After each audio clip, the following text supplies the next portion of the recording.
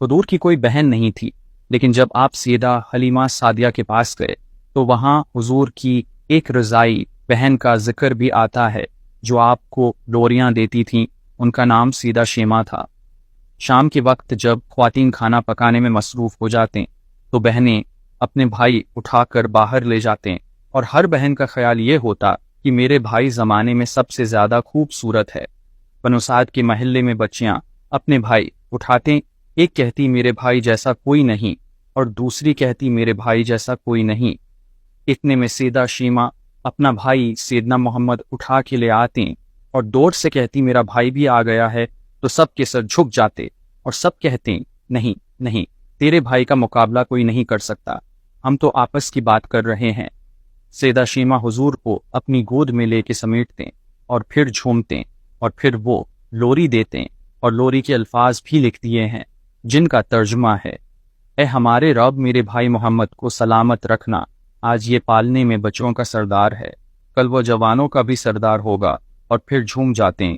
پھر وہ زمانہ بھی آیا کہ حضور مکے چلے گئے اور سیدہ شیمہ بھی جوان ہوئیں، ان کی شادی بھی کسی قبیلے میں ہو گئی۔ حضور نے اعلان نبوت کیا، 13 سال کا وقت بھی گزر گیا اور آپ مدینہ تشریف لے گئے۔ جب غزوات کا سلسلہ شروع ہوا تو جس قبیلے میں سیدہ شیمہ کی شادی ہوئی تھی، اس قبیلے کے ساتھ مسلمانوں کا ٹکراؤ ہو گیا۔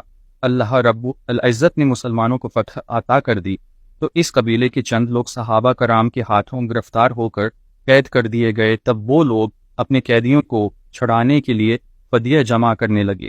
قبیلے کے سردار بھی گھر گھر جا کر رقم جمع کر رہے تھے۔ چلتے چلتے وہ سیدہ شیمہ کے گھر پہنچ گئے، جو کہ اپنی عمر کا ایک خاصا حصہ گزار چکی تھیں۔ کہنے لگے کہ اتنا حصہ آپ کا بھی آتا ہے؟ سیدہ شیمہ نے کہا، حصہ کس لیے؟ لوگوں نے کہا، جو لڑائی ہوئی ہے اور اس میں ہمارے آدمی گرفتار ہو چکے ہیں۔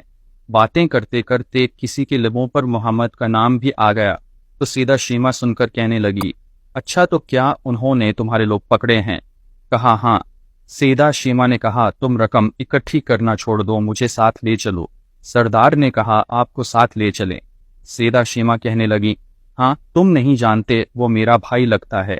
قبیلے کے سردار کے ساتھ جب سیدہ شیمہ حضور کے نوری خیموں کی طرف جا رہی تھیں اور صحابہ کرام ننگی تلواروں سے پہرا دے رہے تھے، وہ مدنی دور تھا۔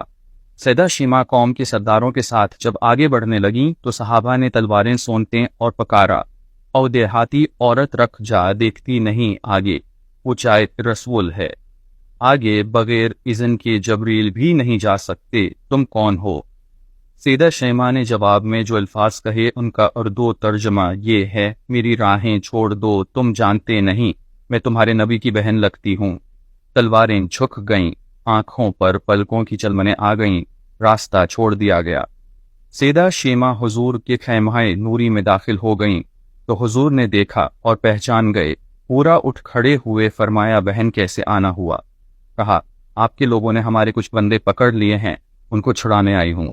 حضور نے فرمایا، بہن تم نے زحمت گوارا کیوں کی؟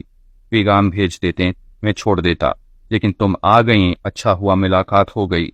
پھر حضور نے قیدیوں کو چھوڑنے کا اعلان کیا، کچھ گھوڑے اور چند جوڑے سیدہ شیمہ کو تحفے میں دے دیے، کیونکہ بھائیوں کے دروازے پر جب بہنیں آتی ہیں تو بھائی خالی ہاتھ تو بہنوں کو نہیں لوٹایا کرتے۔ حضور نے بہت کچھ عطا کیا اور رخصت کرنے خیمے سے باہر تشریف لے آئے تو صحابہ کی جماعت منتظر تھی۔ فرمایا، اے صحابہ، آپ جانتے ہیں کہ جب بھی میں قیدی چھوڑا کرتا ہوں تو میری یہ عادت ہے کہ آپ سے مشاورت کرتا ہوں، لیکن آج ایسا موقع آیا کہ میں نے آپ سے مشاورت نہیں کی اور قیدی بھی چھوڑ دیے۔ صحابہ نے عرض کیا کہ حضور مشاورت کیوں نہیں کی؟ ارشاد تو فرمائیں۔ فرمایا، آج میرے دروازے پر میری بہن آئی تھی۔ ابن ہشام سیرت کی سب سے پہلی کتاب سے انتخاب۔